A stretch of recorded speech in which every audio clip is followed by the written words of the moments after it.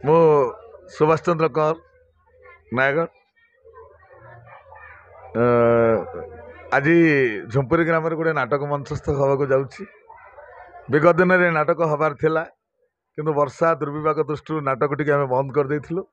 आज ए गाँव युवक बंधु माने एवं गाँव कमिटी वृंद माने अक्लांत परिश्रम कर आज नाटक टी मंचस्थ करने को जाउछंती एवं मो छोट बुद्धि रे अक्लांत परिश्रम करी रूपरंग सजा को चेष्टा करिछि। नाटक टी हवा बेले एमाने निशा पेशादार कलाकार नुह शौकीन कलाकार नाटक कला बेले अनेक दोष त्रुटि रही थाई पारे। तेणु ए नाटक निर्देशक हिसाब से मुझे आपण मानक समस्त दर्शक बंधु मानक दर्शक भगवान को मोर अनुरोध बा नवेदन जे मो पिला मानक उत्साहित करेंगे और नाटक टी शेष पर्यंत उपभोग करेंगे। नाटक टी ना हूँ मिछुआ राधुआ गप सरीला। विगत दिन आम शुणीचे राधुआ बेली गोटे गौड़ थिला मिछ कही बाघ खाई देउची बोली कहीकि जो परिणामटा तार शेष को से सत्य बाघ खाई देथिला। ये हूँ दुनियार सारमर्म।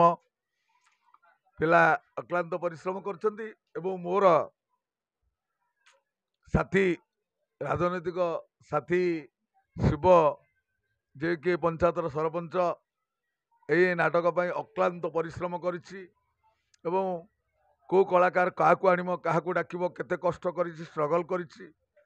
ता सहित ए गाँव जो बंधु माने नाटक रोल करछंती से माने भी परस्पर अक्लांत परिश्रम करिछंती। एते बाधा विघ्न सत्वे आज आम नाटक मंचस्थ करने को जाऊँ। तेणु से माँ वीरचंडी आशीर्वाद आम पिला उपर रहू ए गाँव उपर रहू और समस्त कलाकार मान रहू। आज नाटक सुफल भाव परिप्रकाश कर जाऊ।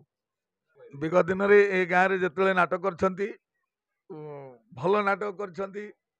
तेणु समस्त एरिया रे गोटे आग्रह थाए जे झुंपुरी नाटक आम देखीजु किंतु आम आरथर नाटक कला बेले मिनिमम 5-7 हजार दर्शक ये थिले किंतु वर्षा हवा सत्वे हला फल आम नाटक टी अधारू बंद कर देइथिलु।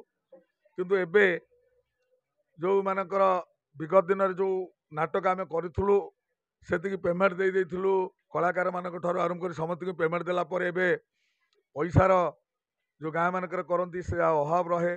तेणु जो उद्योगी बंधु मैंने आज अक्लांत परिश्रम करके नाटक करने को जाउछंती बहुत बाधा विघ्न सत्वे आज नाटक होउछि। मु सेमानकु आशीर्वाद करुछि जे नाटक निश्चय उच्च कोटीर हब एवं तांको अक्लांत परिश्रम निश्चय फलप्रद हब ये तो सियोर। विगत दिन में जिते नुआकरी नाटक गाँ गहली सामाजिक नाटक चलूला पारिवारिक स्टोरी उपर आधारित हो नाटक चलूला तापर मझिरे जुगोपयोगी चिंताधारा नहीं नाटक कले किंतु एबे दर्शक से पुराणा चिंताधारा को पुणी आदरी नहीं पुराणा कथा को भल पाउछंती। तेणु जहाँ भी नाटक एवं होउछि सेही आम पारिवारिक उपर आधारित हो नाटक होउछि। मु नाटक उपर तो कहिया किछि चाहूनी किंतु दर्शक बंधु मान अनुरोध करुछि आपण शेष पर्यंत नाटक देखि सारा पर ए नाटकर सारमर्म आप निश्चय बुझीपारे। मोर कहबार किछि दरकार नाही। आज विगत दिन तो आम अतिथि माने पेंडाल को आसते फीता काटी मंच उद्घाटन करूँ किंतु आज आम पाखे से समय अभाव। आज से अतिथि मानक आम दूर सम्मानित करुछु सम्मान जनाऊँ। आज आम पाखे से समय ना आम अतिथि मानक क्या डाकी पारूना एवं आज आम गाँव मुरई माने गाँव कमिटी सभापति मुख्य माने को नहीं आम खाली नड़िया टे बाड़े आम नाटक कार्यक्रम आरंभ करूँ।